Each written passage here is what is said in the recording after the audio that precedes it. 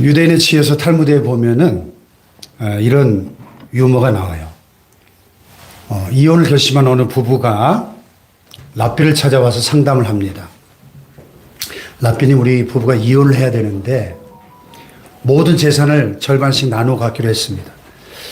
그런데 구남매나 되는 아이들 때문에 어떻게 해야 좋을지 모르겠습니다. 그래서 랍비가 하나 더 낳을 때까지 사세요. 그래서 살다가 10번째를 낳았는데 쌍둥이를 낳았습니다. 하는 수 없이 더 살다가 금슬이 좋아져 가지고 오래오래 행복하게 잘 살았더라. 이게 유대식 유머예요. 유대 랍비들의 교육 방법의 특징이 있다면 배꼽을 잡고 한바탕 웃게 만들고 진리를 쏙 집어넣는다는 거예요. 웃는 입에다 진리를 집어넣어라. 예. 하나만 더 해볼까요? 어느 부부가 부부싸움을 한 죄로 랍비로부터 일주일 동안 신발에 콩을 넣고 다녀라, 이런 벌을 받게 됐습니다. 일주일 뒤에 남편이 오는데 어기적 걸어왔습니다. 그런데 부인은 멀쩡하게 걸어오는 거예요. 그래서 아니, 부인은 왜 어떻게 멀쩡하게 걸어옵니까? 그랬더니 저는 삶은 콩을 넣고 다녔습니다. 여자는 지혜롭고 남자는 미련곰탱이 같다 하는 얘기죠. 참 유대인들의 유머가 재밌죠. 네. 그래서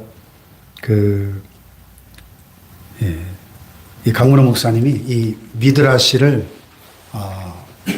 700권을 번역을 해가지고 우리말로 이렇게 20권짜리 출판을 하셨어요.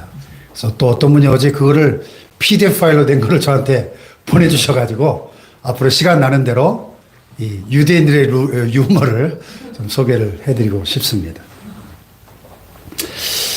자, 성막은 하나님을 만나러 가는 약도다 그랬죠? 다 같이 성막은 하나님을 만나러 가는 약도다. 성막 문에서 예수를 믿은 사람은 번제단에서 죄를 버려야 한다 그랬습니다. 그래서 번제단은 죄 사함을 받는 자리, 죄를 버리는 쓰레기장, 마귀와 이혼하는 자리. 그러므로 이곳을 통과하지 않고는 결코 하나님 나라에 들어갈 수가 없는 것이죠. 아멘. 그래서 이 번제단은 교회 모습이다 그랬습니다. 신약의 교회는 구약의 번제단하고 정확하게 일치합니다.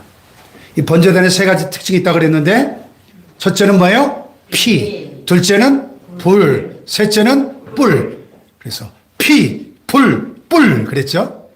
다 같이 피, 불, 뿔. 피, 불, 뿔. 이 번제단의 특징은 곧 교회의 특징이에요. 그래서 번제단에서 죄 없는 동물을 끌고 와가지고 안수해서 내 죄를 정가시켜서 제물이 되게 만든 다음에 그 제물을 잡아 죽여서 그 피를 제단 사면에 뿌리고 불태움으로써 내 모든 죄가 사함을 받는 것입니다. 할렐루야. 아멘. 그래서 번제단의 첫 번째 특징은 피고, 두 번째 특징은 불이고, 세 번째 특징은 생명을 상징하는 뿔인 것이죠. 이 세 가지 특징이 바로 오늘 교회의 특징이 되어야 합니다. 교회는 그래서 예수 그리스도의 피가 흐르는 교회, 성령의 불이 타오르는 교회, 그래서 생명을 구원하는 곳이 되어야 할 줄로 믿습니다. 아멘. 그래서 성막문을 딱 들어서면 번제단이 있고, 번제단에서 죄를 용서받고 나면 물두멍으로 나아가게 되는데, 자, 오늘은 물두멍에 대해서 살펴보겠습니다. 첫째, 물두멍의 재료를 보면 이 물두멍은 여인들이 바친 녹거울로 제작을 했어요. 근데 성경에서 놋은 늘 십자가를 상징하죠. 물두멍은 수족을 닦는 것으로 성결을 의미합니다.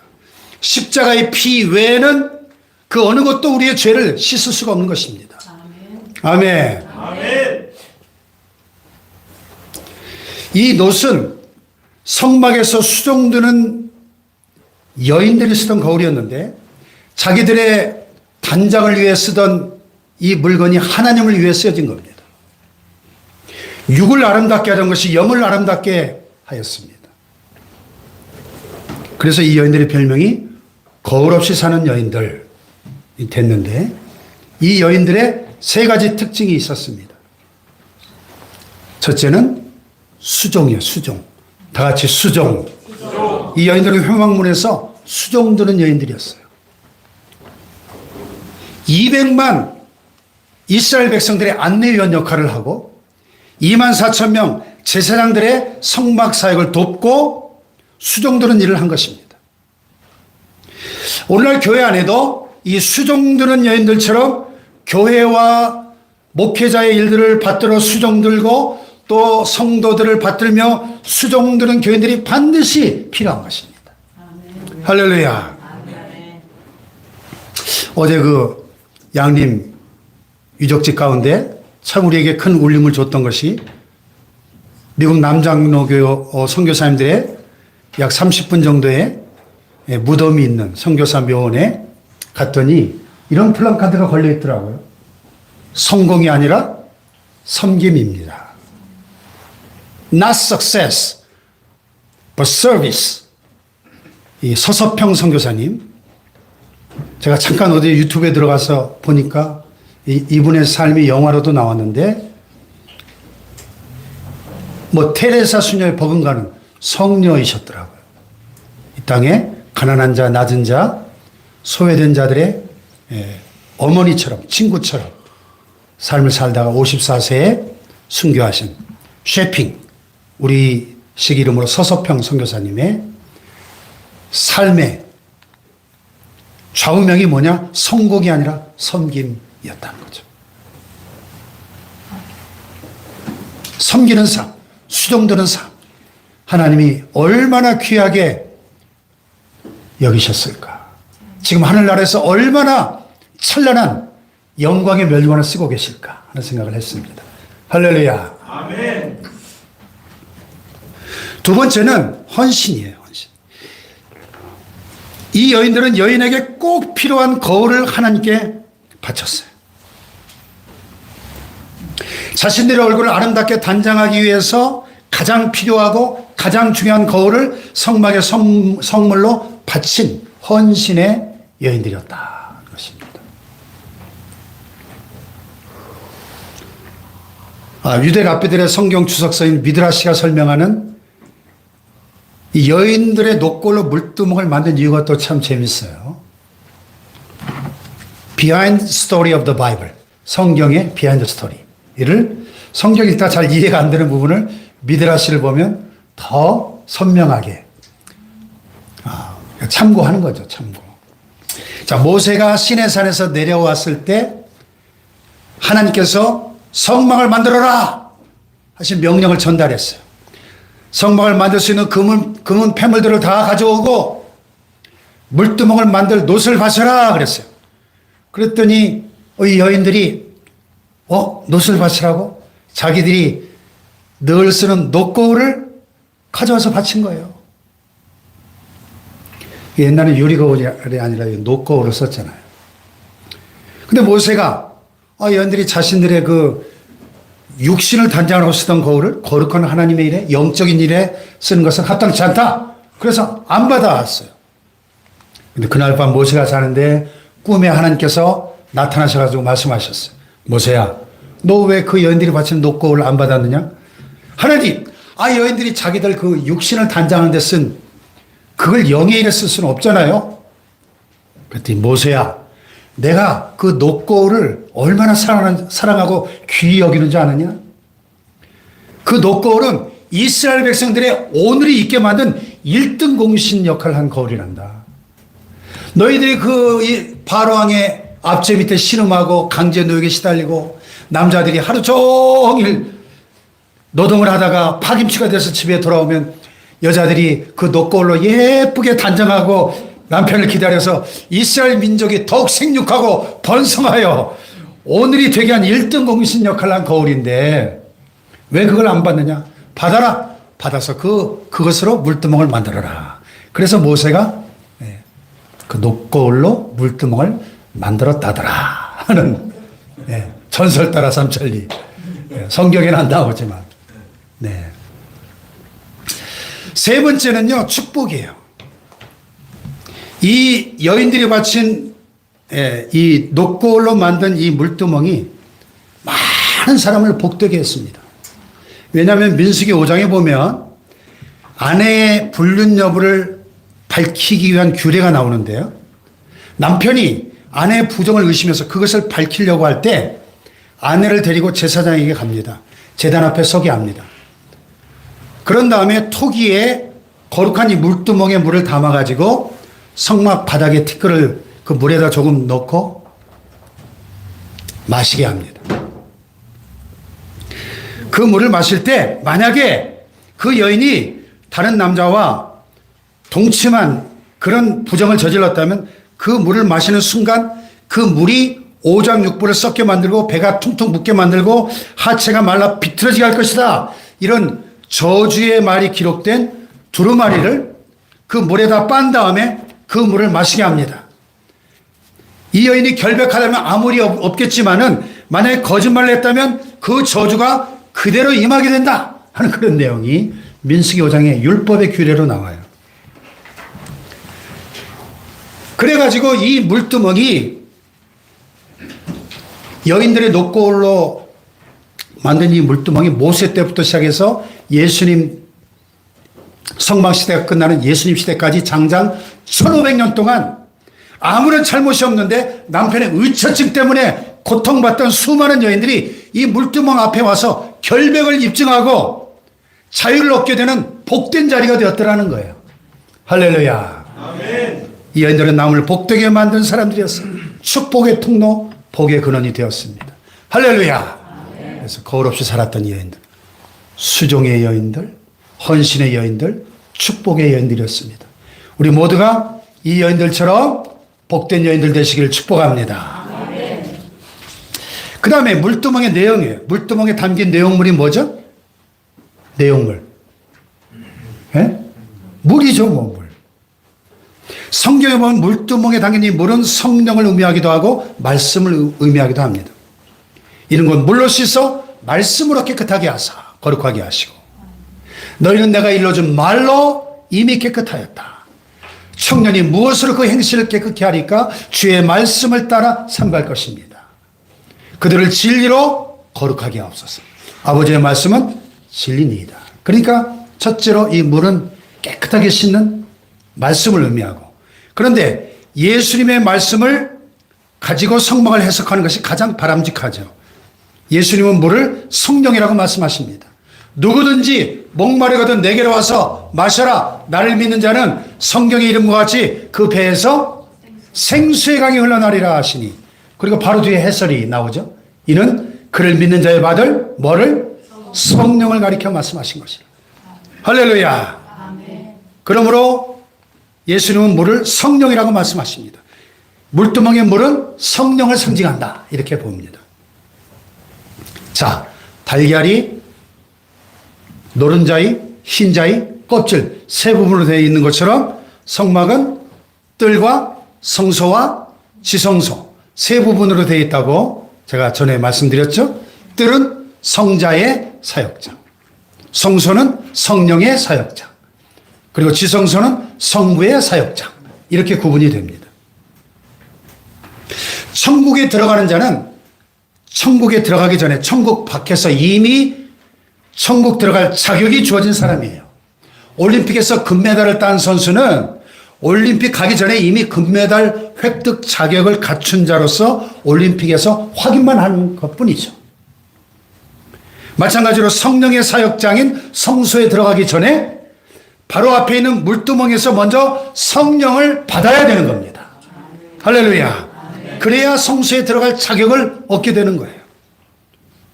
그래서 이 물두멍의 역할은 성령의 사역장인 성소에 들어갈 자격을 갖추게 하는 거예요. 문에서 예수 믿고 번제단에서 죄를 버렸습니다. 그리고 물두멍까지 가서 성령을 받아야 되는 거예요. 성령을. 따라합시다. 문에서 예수 믿고 번제단에서 죄 버리고 물두멍에서 성령 받고. 할렐루야. 그런데 예수를 믿고 죄를 버렸는데 아직 성령을 받지 못한 사람은 번제단과 물두멍 사이에서 방황하는 사람이에요. 자, 사도행전 8장에 보면 초대교회에 큰 핍박이 일어나니까 사도들 외에는 다 뿔뿔이 흩어졌죠. 그래서 7 집사 중에 하나인 빌립 집사가 사마리아까지 내려가서 복음을 전할 때 수많은 중풍병자들이 치유되고 더러운 귀신들이 소리를 지르며 떠나가고 놀라운 기적들이 일어나니까 사람들이 그 빌립의 말도 듣고 행하는 표적도 보고 다 빌립을 따르며 예수님을 믿고 세례를 받습니다. 사마리아도 하나님의 말씀을 받았다 하는 소식을 듣고 예루살렘 교회가 베드로와 요한을 사마리아로 파송을 합니다. 그래서 베드로와 요한이 사마리아에 내려가서 일어난 사건이 이렇게 기록되어 있어요. 그들이 내려가서 그들을 위하여 성령 받기를 기도하니 이는 아직 한 사람에게도 성령 내리신 일이 없고 오직 주 예수의 이름으로 세례만 받을 뿐이더라. 이에 두 사도가 그들에게 안수함에 성령을 받는지라 그랬어요. 아멘. 예수 믿고 세례 다 받았어요. 그런데 아직 성령을 못 받았어. 그래서 베드로와 요한이 그들을 위하여 성령 받기를 안수하며 기도할 때 성령을 받는지라. 할렐루야. 또 사도행전 19장에 보니까 바울이 3차 전도여행 중에 에베소에 들려서 어떤 믿는 제자들을 만나서 묻습니다. 내가 믿을 때 성령을 받았느냐? 아니라 우리는 성령의 계심도 듣지 못하였노라. 그럼 내가 무슨 세례를 받았느냐? 요한의 세례입니다. 그 다음에 일어난 사건이 이렇게 기록되어 있어요. 바울이 이르되 요한이 회개의 세례를 베풀며 백성에게 말하되 내 뒤에 오시는 이를 믿으라 하였으니 이는 곧 예수라 하거늘 그들이 듣고 주 예수의 이름으로 세례를 받으니 바울이 그들에게 안수하며 성령이 그들에게 임하심으로 방언도 하고 예언도 하니 모두 12사람쯤 되니라. 아멘. 네. 문에서 예수 믿고 번제단에서 죄를 버렸다면 물두멍에서 성령을 받아야 되는 겁니다. 할렐루야. 나는 예수 믿었는데 죄 사함도 받았는데 성령을 받은 건지 안 받은 건지 잘 모르겠네요. 의심하는 분 의심하실 필요 없어요. 아직 못 받은 거예요. 성령을 받은 사람은 자기가 확실히 압니다. 알아. 여러분 귀신이 들어와도 사람이 확 바뀌는데 성령이 들어오는데 어떻게 안 바뀝니까? 그렇잖아요. 귀신 한 마리만 들어와도 사람이 180도 달라지는데 성령님은 하나님이신데 성령을 받았는데 내가 받았는지 안 받았는지 모르겠다? 그거는 아직 못 받은 거예요. 오늘 못 받으시면 이 시간 받으시기를 축복합니다. 아멘. 성령을 받으시기를 바랍니다. 아멘. 18세기에 감리교를 창시한 존 웨슬리 목사님도 성령을 받기 전에는 세계 최고의 명문대 옥스퍼드 대학을 졸업하고 목사 안수를 받은 최고 엘리트 목사였습니다. 그리고 영국에서 미국 조지아주까지 배를 타고 인디언들을 선교하겠다고 선교사로 가서 사역까지도 했지만 아니 자기가 구원의 확신도 없고 어떻게 선교를 할 수 있겠어요? 실패한 삶을 살았습니다. 1735년 1월 말에 이 웨슬리 목사님을 태우고 대서양을 건너가던 미국을 향해 가던 배가 큰 폭풍우에 휘말리게 됩니다. 어찌나 극심한 폭풍우였던지 웨슬리 목사님 포함해서 배 안에 타고 있는 모든 승객들이 금방이라도 배가 파산할 것처럼 막 죽음의 공포에 휩싸여가지고 비명을 질러댔습니다. 평소에 그가 구원의 복음을 설교하는 목사였지만은 막상 그런 상황에 처하고 보니 죽기가 너무 두려웠습니다. 그런데 그 난리통 속에서도 배 한쪽 갑판에 모여서 전혀 당황하지 않고 평화롭게 찬양하며 기도하는 한 무리를 발견하고 충격을 받습니다. 다가가죠. 아이, 무섭지 않나요? 그들이 대답합니다. 아니요. 죽어도 우리 주님 계신 천국으로 가니 전혀 두렵지 않습니다. 할렐루야. 아멘. 거기 있던 여자와 아이들까지도 전혀 놀라는 기색이 없었는데 그들이 누구냐? 바로 그 유명한 경건주의 운동으로 세계를 뒤집어 놓은 모라비안 교도들이에요. 모라비안 교도들. 훗날 웨슬리 목사님이 그것이야말로 내가 본 가장 영광스러운 광경이었다 고백했어요. 배는 무사히 상륙했지만 신대륙 미국에 도착해서 웨슬리 목사님의 선교 사역은 순조롭지 못했어요. 아니, 그 조지아주에서 인디안들 상대로 한 그 선교 사역은 웨슬리 목사님에게 거의 악몽 같은 힘든 시간들이었습니다. 실패하고 웨슬리가 다시 그곳을 떠나 영국으로 돌아올 당시의 심정을 이렇게 회고했어요. 나는 인디안들을 개종시키러 미국으로 건너왔는데, 근데 나는 누가 개종시킬 것인가? 참 처참하죠.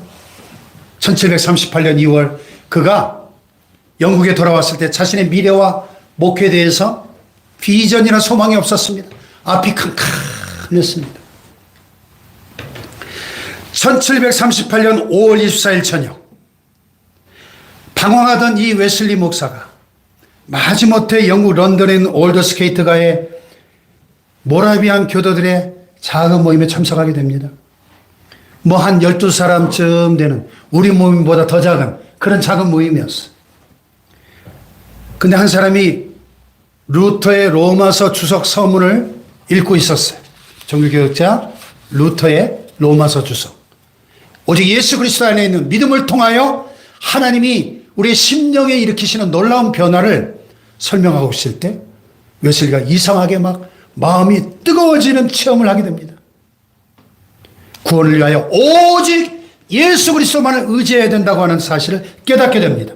그리고 예수님이 나 같은 죄인의 모든 죄를 없애주시고 죄와 사망의 법에서 나를 구원하셨다는 확신을 갖게 되는 것입니다. 할렐루야. 그래서 마침내 웨슬리 목사님이 엄청난 성령 체험을 하게 된 것이죠. 이것이 그 유명한 존 웨슬리의 올더스케이트 회심 체험입니다. 이 성령 체험 이후에 웨슬리의 삶은 180도 달라지죠. 그래서 그가 The world is my parish. 온 세계는 나의 교구다 외치면서 말을 타고 100km씩 여행하면서 죽을 때까지 54년 동안 해마다 8,000km를 말을 타고 여행하면서 복음을 전하는 순회 전도자, 야외 집회 설교자의 사역을 총 46만 km를 다니면서 복음을 전한 거예요. 지구를 12바퀴 돈 것과 같은 거리입니다. 별로 놀라지도 않으시네요. 그게 말을 타고, 자동차도 없던 시절에 말을 타고 다니며 그 긴 세월 동안 4만 번이 넘는 설교를 했다는 겁니다. 하루 평균 2번, 매주 평균 15번의 설교를 한 셈이죠. 180도 변화된 거예요. 성령 받은 그날, 그 이전과 그 이후는 You will never be the same. 영어로 결코 같을 수 없는 거죠. 할렐루야. 아멘. 물에서 예수 믿고 번제단에서 죄 버렸다면 물두멍에서 성령을 받아야만 되는 것입니다. 아멘. 할렐루야. 아멘. 그 다음에요, 참 이상한 것은요, 이 물두멍의 크기가 성경에 안 나와요. 전혀 언급되지 않습니다. 물론 놋이 뭐 얼마만큼 들어갔는지도 말해주지 않고, 근데 다만 재료가 놋이다 이렇게 나오는데, 그래서 이 만드는 사람이 영감으로 만들어야 되는 거예요. 그래서 성도들의 다양성을 의미하군요. 다양성. 우리 주님은 우주의 물두멍이십니다. 그래서 모든 자들에게 다양하게 성령을 주십니다. 몇 번 닦으라 이런 명령도 없고, 몇 분간 닦아라 이런 말씀도 없어요. 성령은 사람마다 다르게 역사하심을 말해줍니다. 성령의 역사는 참으로 다양합니다, 여러분. 네, 이 사람마다 다른 게 몇 가지 있죠. 사람마다 얼굴이 다르고 손금도 다르고 지문도 다르고 목소리도 다릅니다. 일란성 쌍둥이도 자세히 보면 어딘가 달라요. 네. 은사도 다르고 사명도 다르고 성령의 역사도 다 달라요. 그래서 물두멍의 크기가 제시되지 않은 겁니다. 그래서 그런 말 있죠. 다른 것은 틀린 것이 아니다. 예? 다른 것은 틀린 것이 아니다. 네. 다양성을 인정하라는 거죠. 하나님은 참 다양성을 사랑하시는 분이십니다. 어제 우리가 한우 육회 비빔밥을 맛있게 드셨죠. 근데 한우 육회가 맛있다고 그냥 거기다가 육회만 잔뜩 집어넣고 아무것도 안 넣고 밥 말아 먹으면 맛있을까요? 거기에 상추도 들어가고 콩나물도 들어가고 참기름도 들어가고 고추장도 들어가고 이래서 비벼야 맛있는 거지. 하나님은 획일성을 싫어하셔요. 다양성을 사랑하십니다. 할렐루야. 하나님 만드신 세상을 보세요. 얼마나 다양한가. 꽃 사러 꽃집 가보세요. 꽃이 종류가 얼마나 많은가. 참 다양해요. 다양해요. 이 교회 안에도 하나님께서 우리에게 이렇게 다양한 은사와 기제들을 주셔서 아름답게 공동체를 이뤄가는 겁니다. 할렐루야. 네. 자, 마지막으로 물두멍의 결과예요. 자, 만일 성소에 들어가려고 하는데 이 손과 발을 물두멍에 씻지 않고 들어가면 그 자리에서 죽었습니다. 성결해진 자만이 성소에 들어갈 수 있었어요. 그런데 이 수족을 물두멍에서 씻은 자들에게는 4가지 복이 임했는데, 첫째, 하나님의 산에 오를 수 있었습니다. 시편 24편 3, 4절 같이 읽어볼까요? 시작.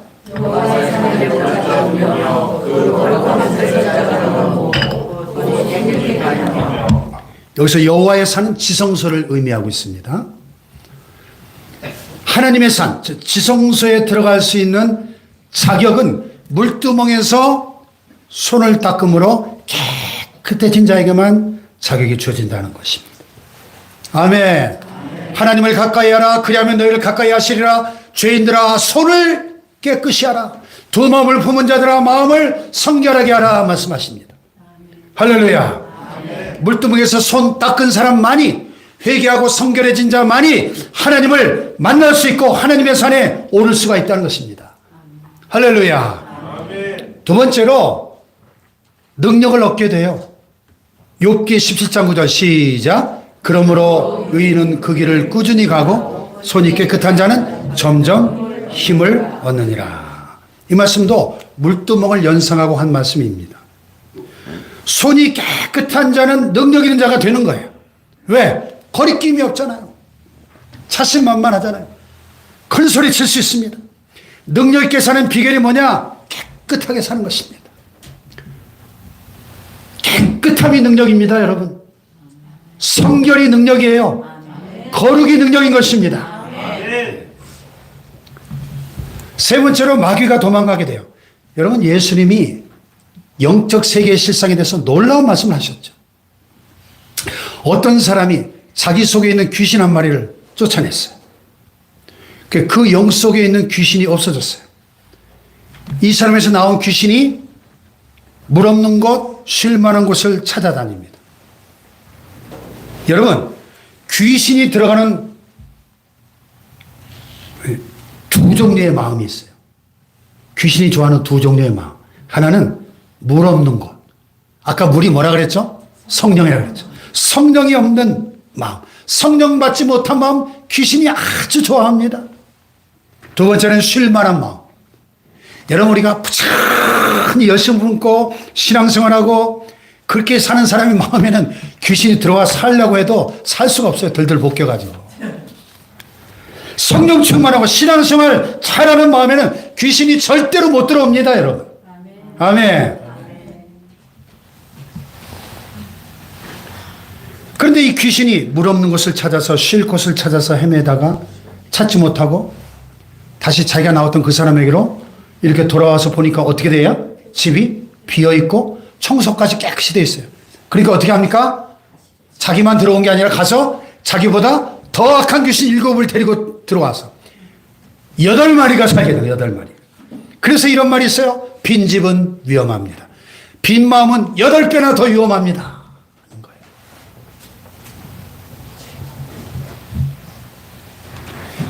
그러니까 성령 받지 못할 바에 차라리 한 마리 귀신 데리고 사는 편이 낫습니다. 빈집은 위험해요. 8배나 더 위험한 겁니다. 우리는 성경에서 번제단을 통과한 마음을 물두멍으로 지켜서 승리한 위대한 한 인물을 만나게 되는데 그가 누구예요? 다윗이에요. 다윗은 남의 아내와 간음했어요. 죄에는 반복성과 성장성이 있습니다. 다윗은 간음죄를 반복했습니다. 그리고 그 간음죄는 그 여자의 남편을 죽이는 살인죄로 성장했습니다. 반복성과 성장성이 있어요. 바늘도둑은 소독이 되는 법입니다. 나단이라는 선지자가 찾아와 통렬하게 그 죄를 꾸짖었습니다. 헤로도 왕은 자기 죄를 지적하는 세리완의 목을 잘라 죽여버렸는데 다윗은 자기의 죄를 지적하는 나단 선지자 앞에 무릎을 꿇고 회개합니다. 회개도 그냥 회개가 아니라 펑펑 흘리는 눈물이 베개를 썩게 만들고 침상을 적시고 떠내려가게 할 정도의 눈물을 흘리며 회개합니다. 이때 다윗이 했던 간절한 기도가 뭐죠? 나를 주님 앞에서 쫓아내지 마시고 주의 성령을 내게서 거두지 마소서. 다윗은 왕이었지만 왕위에서 쫓겨난 것보다 주님 앞에서 쫓겨나는 것을 더 두려워했습니다. 주의 성령을 내게서 거두지 말아 주시옵소서. 그래서 다윗은 번제단을 통과한 마음을 물두멍으로 지킨 사람이었다는 것을 분명히 깨닫게 됩니다. 성령만은 거두지 말아달라고 기도한 거예요. 할렐루야.